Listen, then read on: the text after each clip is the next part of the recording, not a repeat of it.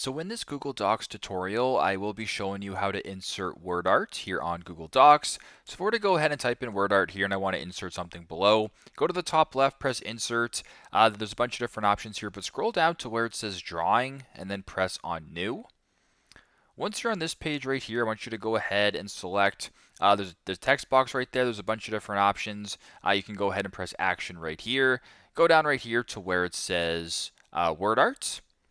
Now go ahead and type what you want to type in. So for example, if I wanted to type in just the word word art like this, I can go ahead and press enter just like that.